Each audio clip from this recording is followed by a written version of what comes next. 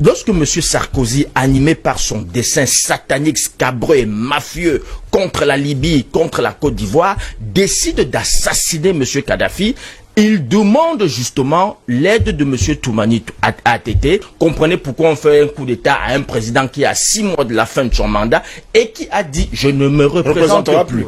M. Sarkozy demande l'aide de M.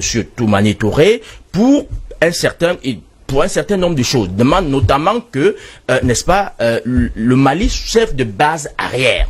Et que ce soit là qu'on parachute les armes. M. Amani Toumani Touré dit non, je ne veux pas. Je ne peux pas jouer ce rôle. Pourquoi? Parce que le Mali, à l'époque, avait beaucoup bénéficié du soutien de Kadhafi. Toumani Touré payait les salaires des Maliens. Il refuse. Il dit non, je ne joue pas à ce jeu. Sarkozy, il invite ces Touaregs-là à l'Élysée. Il les reçoit. Et il leur dit, écoutez, vous avez enfin l'occasion de créer un État propre à vous et la France va vous accompagner dans ce sens. C'est à partir de là qu'est né le mouvement En Sardine. Oui. Parce que à l'époque, il y avait le mouvement de libération de l'Azawad, qui était un mouvement pas très structuré, qui était un mouvement de revendication, mais pas très structuré et non armé. Alors, là, le mouvement En Sardine, lorsque M. Sarkozy envoie des armes en Libye, ce qu'on dit est faux. Ce ne sont pas les restes d'armes de combattants. C'était des armes, c'était bien séparé.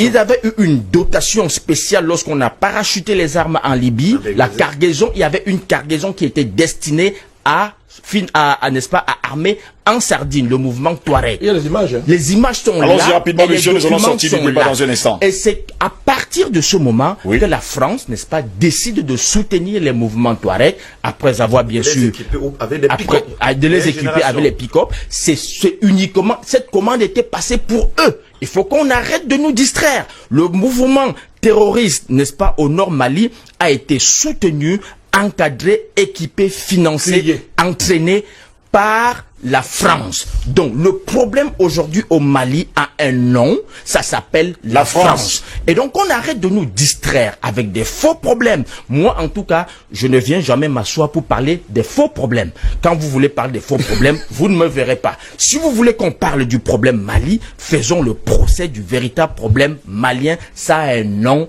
ça s'appelle la France. Merci beaucoup, Edmond Kouyaté.